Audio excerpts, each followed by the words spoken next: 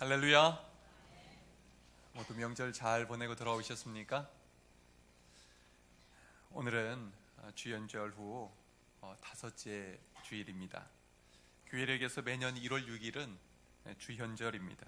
우리 교회에서는 새해에 감사 예배로 드리고 있는데요, 이날은 예수님이 탄생하신 후에 하나님의 아들로서 사람들에게 나타나심을 기념하며 드리는 예배입니다.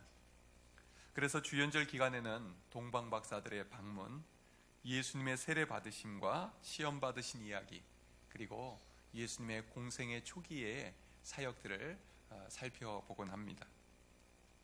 오늘 우리는 이 교회력을 따라서 예수님께서 제자들을 처음 부르신 이야기를 살펴보려고 합니다. 오늘 설교의 핵심은 제자도라고 할 수가 있겠습니다. 예수님을 따라 가야 할 길을 말하는 것입니다. 우리는 어떤 길로 가야 하겠습니까? 예수 믿는 것은 신앙의 길을 가는 것인데요, 그 길은 바로 예수님이 인도하시는 대로만 따라가면 된다는 것입니다. 그 길을 어떻게 알 수가 있습니까? 성경 속에서 예수님이 가신 길을 태어나심부터 마지막 죽으시고 부활하시고 승천하신 이야기까지를 잘 살펴보면 우리가 걸어가야 할 믿음의 길이 보인다는 것입니다. 이것이 바로 교회력에서 이렇게 성경 본문을 정하는 순서입니다. 우리가 길을 갈 때 목적지를 제대로 알고 중간에 거쳐가는 길을 알면 정확하게 도착할 수가 있습니다. 이번 명절에도 외부에 다녀오신 분들이 계시죠. 또 멀리서 찾아온 가족들도 있을 겁니다. 모르는 길을 갈 때에도 내비게이션의 목적지만 제대로 입력을 하면 제대로 따라가면 도착이 됩니다. 그런데 목적지를 잘 알고 가지 못하거나 길을 잘 알고 가지 못하면 엉뚱한 길, 때로는 정반대 방향에 가기도 하는 것입니다.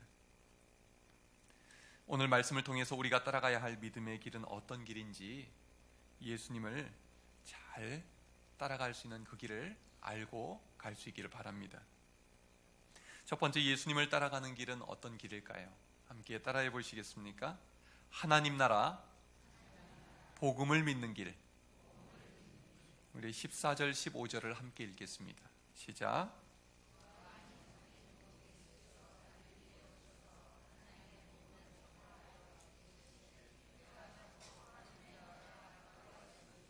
회개하고 복음을 믿으라 하시더라. 아멘. 예수님께서 사역을 시작하신 시기는 요한이 잡힌 후입니다.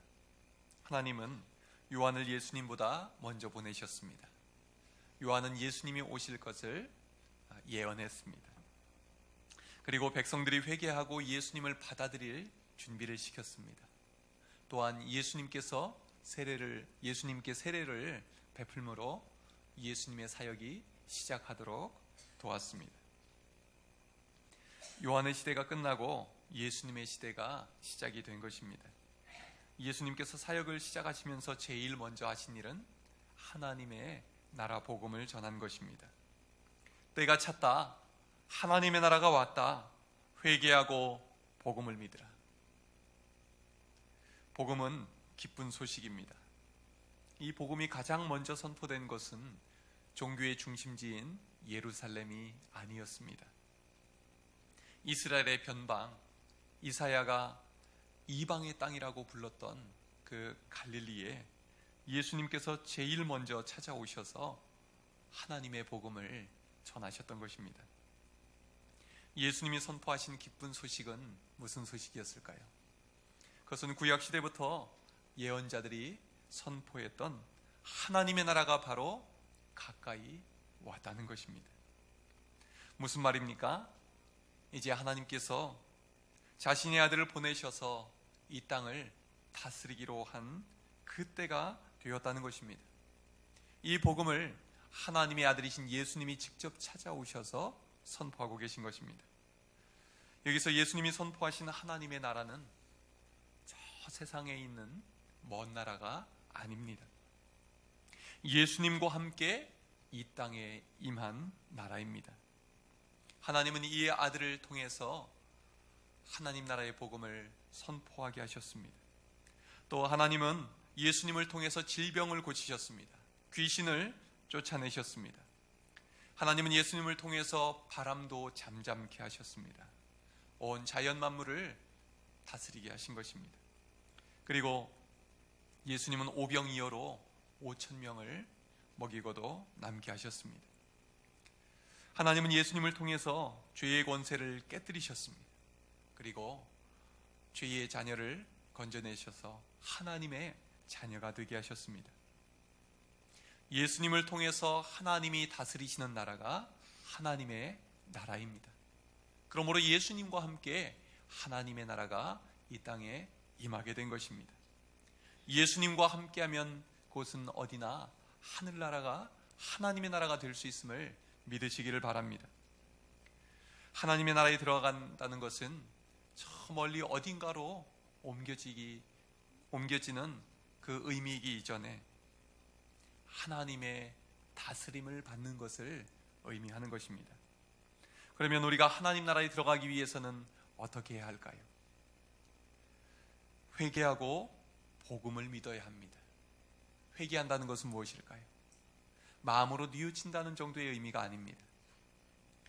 원문에서 말하는 회개한다는 의미는 잘못된 길을 걸어가다가 돌이켜서 제대로 된 길로 가는 것을 말합니다.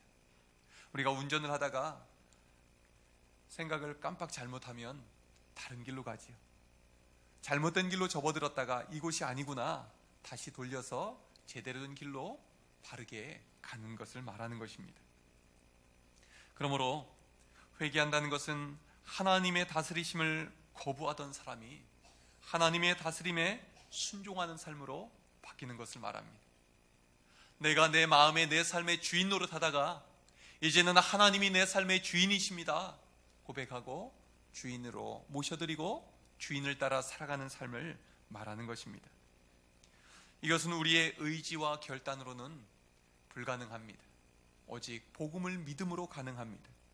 예수와 함께 죽고 예수와 함께 살 때만 우리는 하나님의 나라에 들어갈 수가 있는 것입니다. 이것은 예수 그리스도의 십자가의 복음을 믿음으로 가능합니다. 예수 그리스도의 부활의 복음이 우리가 하나님 나라의 백성의 삶을 살아가도록 가능하게 해주는 것입니다. 그런데 여러분, 우리는 하나님 나라의 백성으로서 살아가고 있습니까? 하나님의 나라를 나의 삶 속에서 누리며 살아가고 있습니까? 팀 한셀이라는 유명한 교육자가 자기 친구 이야기를 했습니다. 그녀는 참 신실한 그리스도인이었습니다. 그런데 10년 뒤에 이 친구를 다시 만났을 때 그 친구는 전혀 다른 모습으로 바뀌어져 있었습니다. 성령 충만했고 기쁨이 가득했고 확신에 가득 차 있었습니다. 도대체 무슨 일이 일어난 걸까 궁금했습니다. 그동안 내게 무슨 일이 일어났는지 설명해 줄 수 있겠니? 그랬더니 이렇게 대답합니다. 로마서를 다시 읽었어. 그리고 내가 정말 죄인이라는 것과 성령님께서 내 안에 오셨음을 깨닫게 되었어. 넌 10년 전에도 그 사실을 믿고 있었잖아. 맞아, 내가 죄인이라는 것을 항상 알고 있었지. 그러나 전에는 내가 그리스도인이 되었으니 죄를 지으면 안 된다고 생각만 했었어. 내가 죄를 저지를 때면 며칠 동안 죄책감에 빠져서 나를 책망하면서 지냈지. 그런데 로마서를 읽고 두 가지 중요한 사실을 깨달았어. 그것은 내가 죄인이고 또 앞으로도 죄를 지을 수밖에 없다는 거야. 나는 이 진리를 받아들였어. 나는 언제나 이기적이고 죄를 선택하게 될 거라는 거지.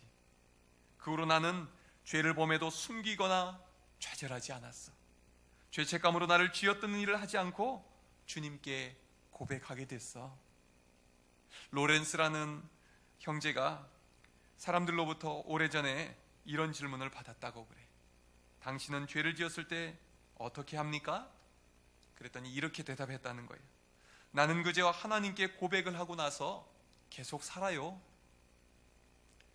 이제는 나도 로렌스 형제의 그 말이 무슨 말인지 이해할 수가 있게 되었어. 그러나 두 번째로 깨달은 것이 더 놀라운 것이었어.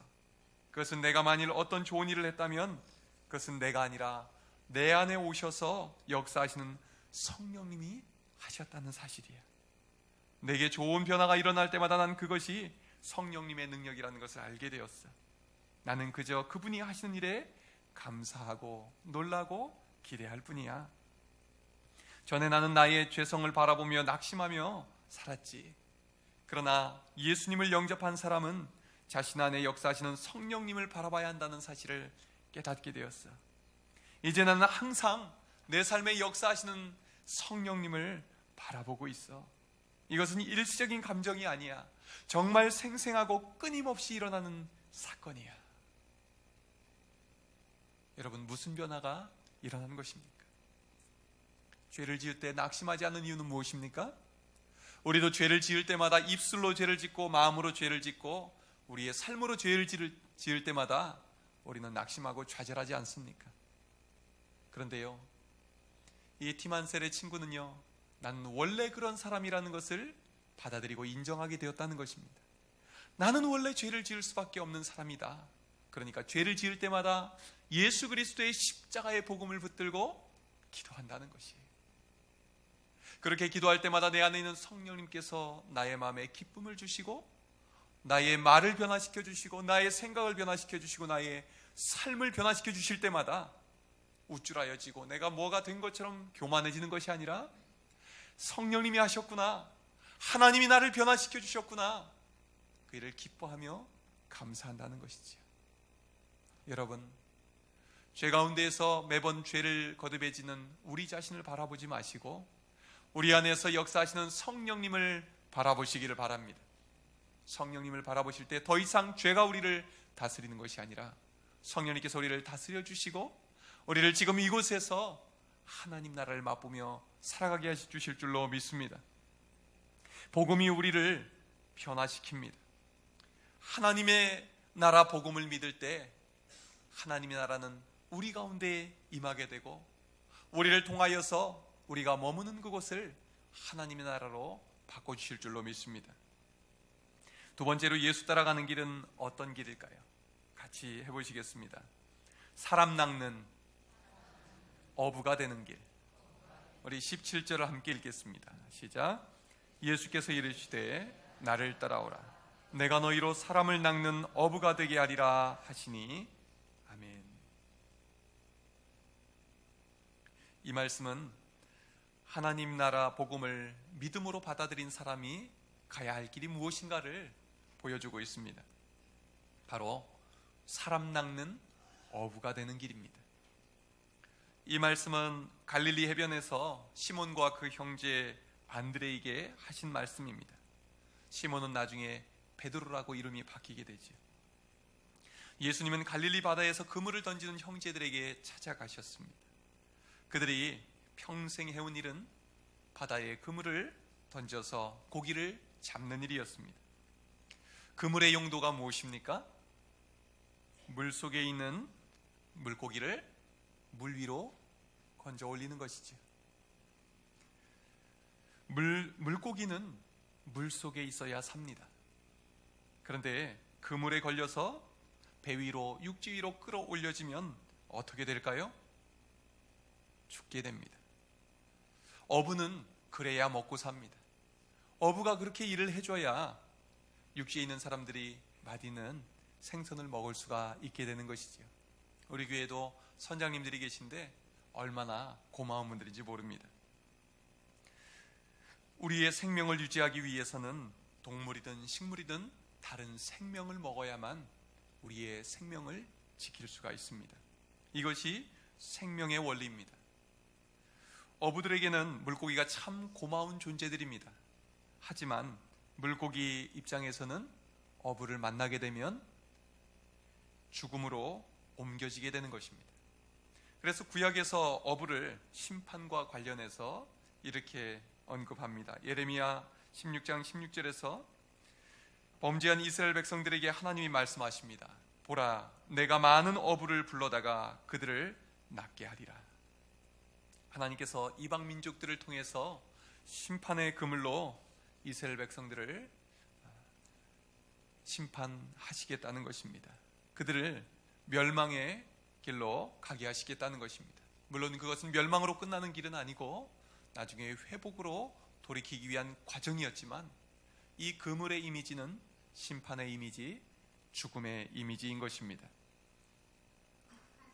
그런데 예수님은 시몬과 그 동생 안드레에게 사람을 낚는 어부가 되게 해주시겠다고 말씀합니다. 사람을 낚는 어부는 무슨 일을 하게 될까요?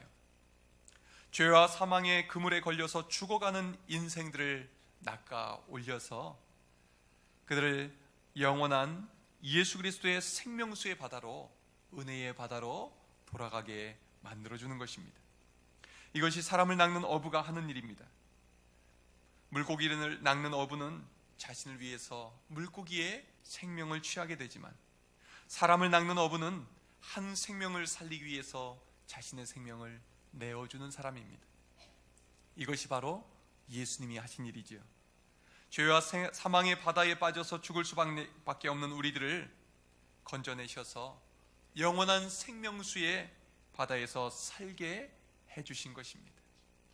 그래서 요한계시록 마지막에 보면 천국의 이미지를 생명수 강가로 표현을 하는 것입니다.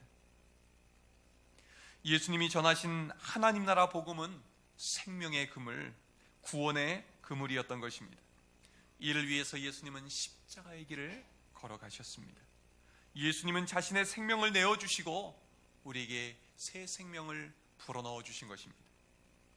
예수님의 제자들도 죽어가는 사람들을 낚아서 영원한 하나님 나라에 들어갈 수 있도록 자신들의 생명을 내어주었습니다. 그래서 오늘 본문에서 사람을 낚는 어부로 부름받은 어부들은 모두 복음을 전하다가 순교자들이 되었습니다. 스데반 집사님도, 바울 사도도 복음을 전하다가 자신의 생명을 내어주었습니다. 예수님처럼 자신의 생명을 내어주고 다른 사람들을 살려낸 것입니다. 예수님은 먼저 하나님 나라의 복음을 받아들이게 된 우리들이 하나님 나라에 쓰임받는 어부들이 되기를 원하시는 것입니다. 예수님이 먼저 우리들을 죽음에서 생명으로 건져주셨기 때문입니다. 사랑의 그물, 생명의 그물로, 십자가의 그물로 우리들을 살려주셨기 때문입니다. 여러분, 우리 주위에 아직 사망의 그물에, 멸망의 그물에 걸려있는 우리의 가족들, 우리의 이웃들, 하나님께서는 우리를 통해서 건져내기를 원하시는 것입니다. 조직폭력배가 한 사람이 있었습니다. 그는 고등학교 때 도르코라는 별명이 붙어 있었습니다. 도르코 면도날로 같은 반의 학생 얼굴을 난자하게 그어버렸기 때문입니다. 그리고 퇴학 처분을 받았습니다. 그렇게 빗나간 그의 인생은 술을 밥인양 먹으며 살았습니다. 그리고 조직폭력배가 된 뒤에 범법행위자로, 도망자로 쫓겨다니며 살았습니다. 그러나 그는 다행히 군에 입대를 하게 되었는데, 첫 휴가 때 배신한 여자친구 집에서 인질극을 벌이기도 했습니다. 이 일로 인해서 그는 군대 감옥에 들어가게 됐고, 혹독한 구타를 당하고 또 아주 고통스러운 시간을 지내게 되었습니다. 이 소식을 알게 된 그의 아버지는 충격을 받고 돌아가셨습니다. 그 일이 그에게도 충격이 되어서 그는 극단적인 선택을 하게 됩니다. 그러나 하나님께서 그의 생명을 살려주셨습니다. 조폭세계와 교도소를 오가면서 죽지 못해 살아가던 그에게 1989년도에 특별한 일이 일어납니다.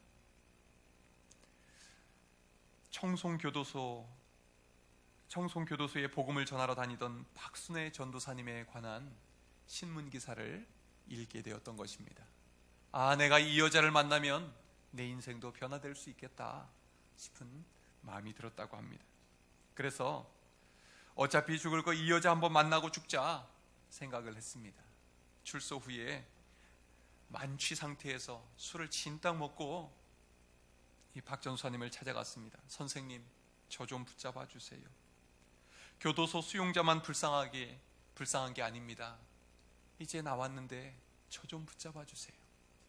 이렇게 몇 번을 애원한 끝에 이 전도사님과 결혼을 하게 됐습니다.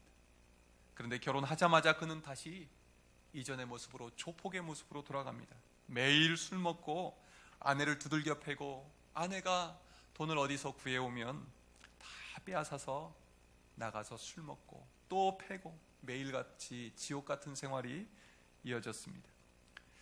그러더니 나중에는 아예 집을 나가서 10년 동안 방탕하게 예전처럼 살았습니다. 그러던 어느 날 꿈을 꿨는데 아내의 눈에서 피눈물이 흐르는 꿈을 꾸게 되었습니다. 아무리 잠을 자려고 해도 잠을 잘 수가 없었습니다. 그래서 집에 돌아와 보니까 아내가 혼자 새벽 기도를 하고 있더랍니다. 눈물을 흘리면서 남편을 위해서 부르짖어 기도하고 있었던 것입니다. 저렇게 10년을 나 때문에 눈물로 기도하고 있었구나. 저 여자가 나 같은 놈 만나지 않았다면 이렇게 눈물로 밤샐 일이 없었을 텐데. 그때 그는 하나님과 아내 앞에 무릎을 꿇고 하염없이 눈물을 흘렸다고 합니다. 그때 그의 아내는 하나님, 제 기도를 들어주셨어요. 우리 남편 돌아왔어요. 큰 소리로 하나님 앞에 감사하면서 눈물의 기도를 드리더랍니다. 그때 그는 새로운 삶을 살기로 결단을 했습니다. 그러나 그 후로도 죄악의 찌꺼기를 덜어내기까지는 오랜 시간이 더 걸렸다고 합니다. 기도원에 들어가서 신앙훈련도 받았습니다. 점점 그는 변화되었습니다. 그리고 나중에는 신학을 공부하고 목회자가 되었습니다. 이제 그는 아내 박순애 전도사님과 함께 교도소를 찾아다니면서 지난날 자신처럼 살아가고 있는 재소자들에게 복음을 전하는 일을 하고 있습니다. 그리고 외롭고 몸이 아픈 어르신들을 위해서 요양원들을 세우고 예수 그리스도의 사랑으로 돌봐드리고 있답니다. 그분의 이름은 신승균 전도사님입니다. 그분은 이제 짐승만도 못한 인생을 찾아와 주셔서 변화시켜 주신 주님만 자랑하며 살겠다는 것입니다. 이 일에 하나님은 그분의 아내를 쓰셨습니다. 그의 아내가 남편을 낚는 어부가 되었던 것입니다. 눈물의 기도로 남편을 사망에서 생명으로 건져 올린 것입니다. 그 부인은 이렇게 말합니다. 기도는 오래지만 응답은 순간입니다. 고난은 오래지만 행복도 순간 찾아오게 하십니다. 여러분, 우리들도 사람을 낚는 어부로 부름받았습니다. 주님은 우리에게 죽어가는 영혼을 살려낼 사명을 주셨습니다. 우리 주위에 우리를 통해서 구원하기를 원하시는 영혼이 보이십니까? 우리 가족 중에, 우리의 이웃들 중에 아직도 주님을 모르고 이 세상에서 죄악 가운데 살아가고 있는 이들이 누가 있습니까? 예수님을 따라서 사랑의 그물로, 생명의 그물로 그 영혼을 건져내는 길을 걸어갈 수 있기를 바랍니다. 세 번째로 예수님 따라가는 길은 어떤 일입니까? 함께 해보시겠습니다. 버려두고 따르는 길. 우리 18절 함께 읽겠습니다. 시작. 곧 그물을 버려두고 따르니라. 예수님께서 나를 따라오너라, 내가 너희로 사람을 낚는 어부가 되게 하리라 말씀하셨습니다. 그때 시몬과 안드레는 곧바로 그물을 버려두고 따랐습니다. 조금 더 가시다가 세베대의 아들 야고보와 그 형제 요한을 만나셨습니다. 그들은 또한 배에서 그물을 깁고 있었습니다. 예수님이 그들을 부르셨습니다. 그들도 아버지와 품꾼들과 자기들의 배를 버려두고 예수님을 따라갔습니다. 사람을 낚는 어부가 되기 위해서는 이미 손에 붙들고 있던 그물을 내려놔야 합니다. 만일 시몬과 안드레, 야고보와 요한이 그 그물을 붙들고 안 놓았더라면, 그 배를 떠나지 않았더라면 사람을 낚는 어부로 쓰임받지 못했을 것입니다. 그들은 예수님이 말씀하실 때 순종했습니다. 손에 든 것을 버려두고 예수님이 쥐어주시는 생명의 그물, 복음의 그물을 붙잡았던 것입니다. 그리고 그들의 인생은 그때부터 바뀌었습니다. 오순절 성령 강림 이후에 베드로와 제자들이 복음의 그물을 던졌을 때에 3,000명이 회개하고 예수님을 믿고 구원을 받게 되었습니다. 예수님이 약속하신 대로 사람을 취하는 업으로 변화시키신 것입니다. 3,000명을 한 번에 생명의 그물로 건져 올리는 업으로 바꿔주신 것입니다. 하나님께 쓰임받는 사람들의 공통점은 한 가지입니다.